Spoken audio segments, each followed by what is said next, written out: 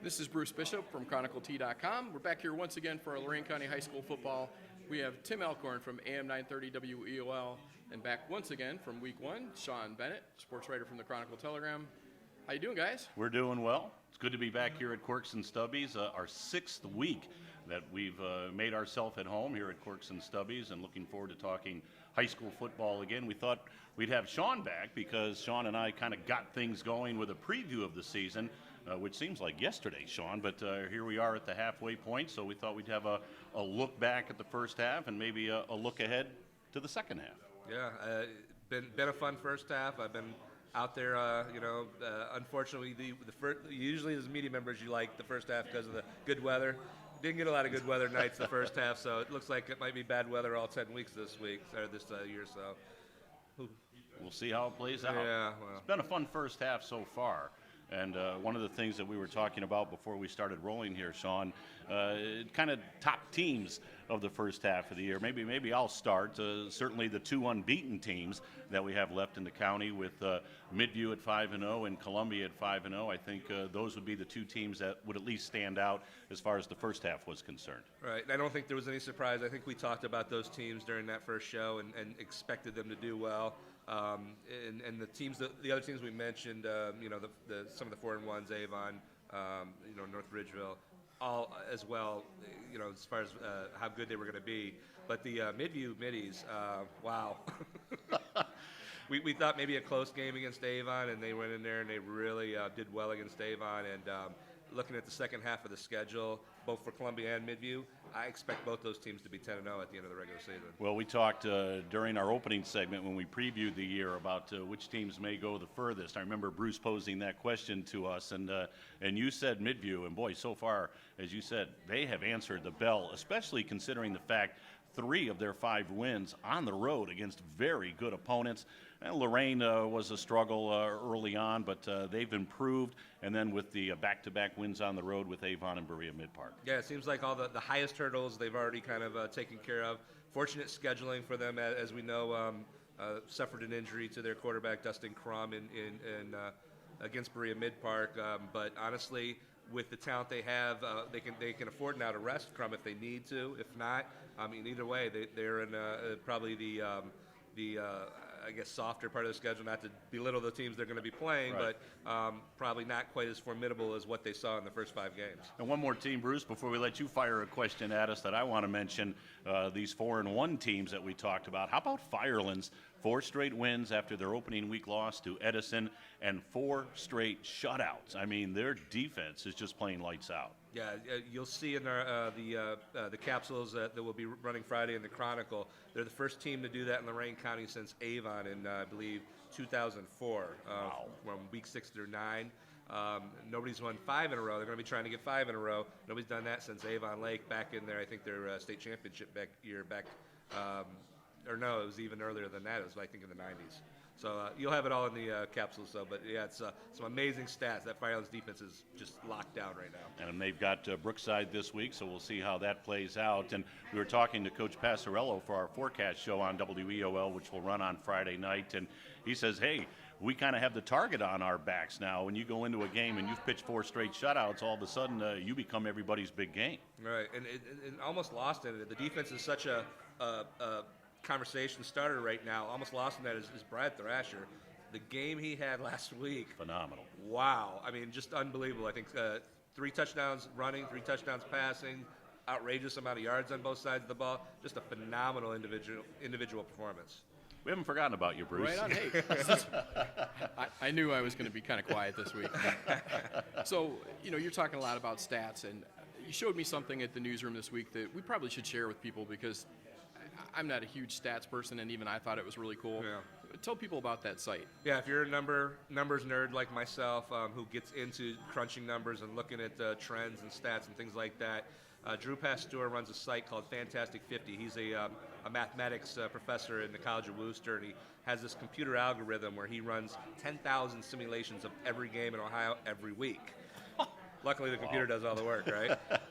But it basically comes out to a very accurate. I think he's in the mid to high 80s as far as his, figuring out how games are going to go and figuring out how teams are going to go, and he's very good with that. So he was nice enough to build a web page for just the Chronicle team, so you can go on there, and I tweeted out the website link, and I put it on my Facebook page, and if you just contact me at the Chronicle, I can direct you to it, but just go to either my Twitter or my Facebook page, and you can actually click that link and see all our teams ranked, 1 through 21, everybody broken down as far as their playoff possibilities, their percentages. I mean, it's pretty cool. That is really Sounds neat. good. That's good stuff. All right, guys, let's talk about last week. Well, last week, obviously, the game that stood out was the two 4-0 teams that were going at it with Berea Mid-Park and Midview over at Baldwin Wallace, which is where Berea Mid-Park plays their home games. And Midview was coming off that real tough, emotional win against Avon, taking on a Titan team that was also 4-0. Midview loses their star quarterback, Dustin Crum, and yet how about the job Logan Boland comes in and just does a fabulous job at quarterback. He's a fantastic wide receiver. We've talked about him throughout the first 5 weeks of the season, but he comes in last week, takes over at quarterback, and it's like the Middies don't miss a beat. And a lot of people forget that Logan and Dustin had that quarterback battle last year. It was like neck and neck, and Dustin kind of won the job, and Logan went out and the wide receiver, and it was certainly a good thing for Midview and its fans. I mean, those two have been just phenomenal as a duo. But I mean, you still have Dimitri Redwood on one side, you have Damian Mahone on the other, and Alec Ferrer. A lot of people remember Brett Sapansik from last year. Alec Ferrer's kind of taken over that bruiser role, up the middle type of running back, and these guys aren't missing a beat. I mean, after Dustin Crum goes out, Midview shuts them out 17-0 from that point on. So it was pretty impressive performance. So that would be the game that would stand out, at least from my perspective. I'm sure Sean would agree. Another one that stood out for me, we mentioned Firelands with that 4th straight shutout, Sean, but how about North Ridgeville? They're a very quiet 4-1. Everybody knows about DeMario. I mean, he's a premier back, one of the elite athletes in the state of Ohio, and yet very quietly, they're 4-1, got a big win last week against Olmsted Falls. They've got a real test this week with North Homestead. Well, obviously, one of the big early season stories was DeMario being hurt preseason. He missed those first 2 games, and North Ridgeville was fortunate enough to win those 2 games without DeMario, so that was the best case scenario. He comes back, he starts kind of slowly, I think, in week 3, has a much better performance in week 4, and last week just kind of exploded. He had a huge game in week 5, so I expect to see the DeMario that we kind of wrote about, that I kind of wrote about in that preseason story, and how we kind of expected when he became an Ohio State recruit. He's going to put up huge numbers, I think, in the second half, and they're going to need it probably to get into that second playoff appearance that they're hoping for. By the way, I said Olmsted Falls, Avon Lake. They beat the Shoremen, but a big win. And the play of the game, they get the ball with a second to go in the half against the Shoremen. Most teams take a knee.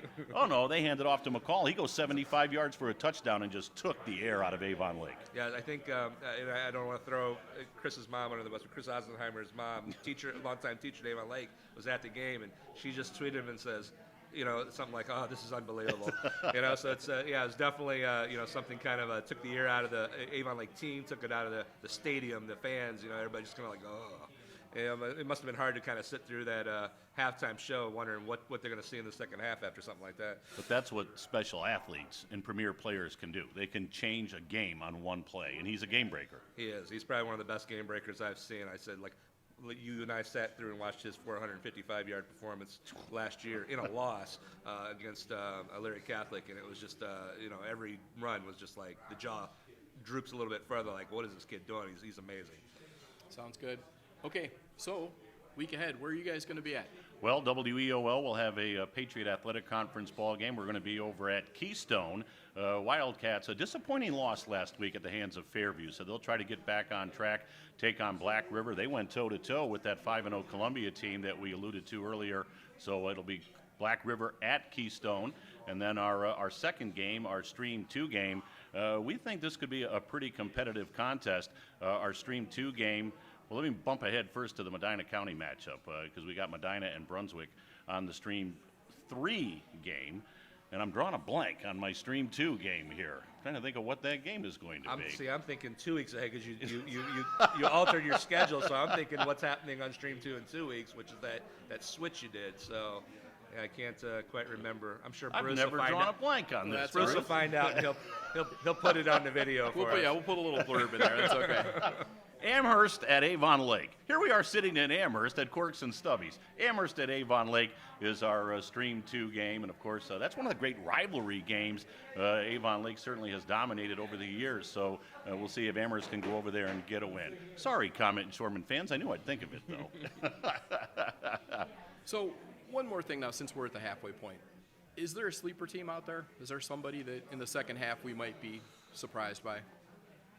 We talked about surprise teams, and obviously you mentioned Firelands. I think we thought they'd be good this year because they went from that, what was it, were they 0-10 or what were they, 1-9 or something? 0-10 a couple of years ago, yeah. And they bumped up to 6-4 last year. We said, oh, they're going to be good again. I think they could possibly run the table. If not 9-1, they'll probably go at least 8-2 because they still have Buckeye. But I think they're going to go at least 8-2 and probably make the playoffs.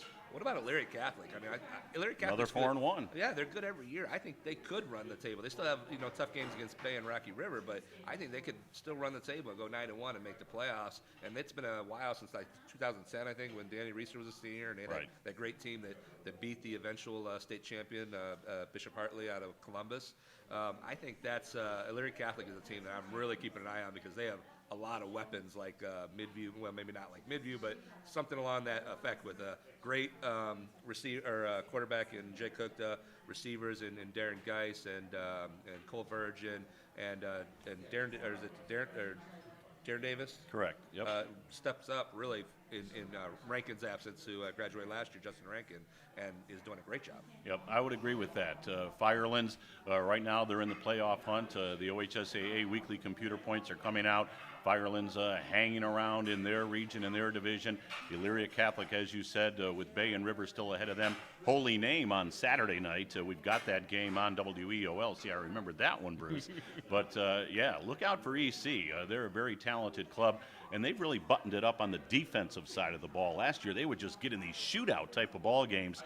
This year, they still have offensive firepower, but, Sean, they've locked down defensively. Yeah, I'm kind of excited to see some of these teams, like possibly EC, make it back to the playoffs. They haven't been there in a while. Firelands possibly making their second appearance. North Ridgeville possibly making their just second overall appearances. It's a shame, that it's taken so long for some of these teams to break through because obviously the playoffs are relatively, 40-some years old, and it could have had to be one of the 4 best teams when they first started. So they've opened it up, and now some teams are actually getting a chance to get in there and compete for postseason glory. All right, that sounds good. Hey, one little note. We were talking last week in the newsroom, Sean, that we talk an awful lot about the middies here, and I kind of feel a little bad about it, but there's a reason why we do that, and that team is just so special this year that there really is no way around it, is there? No, I mean, they're probably, the class of Lorain County this year, coming off that great season last year, bring so much talent back, and obviously, as you said, they get a lot of ink, they get a lot of talk on the radio, but deservedly so. When you're 5-0, I mean, consider the fact that they haven't lost a regular season game since 2013. They deserve all the accolades they get, even though I did pick against them last Friday in the CT picket line. But you did get them with the big week 4 matchup. I did. So I did. But Bruce, that brings me to something. Oh no.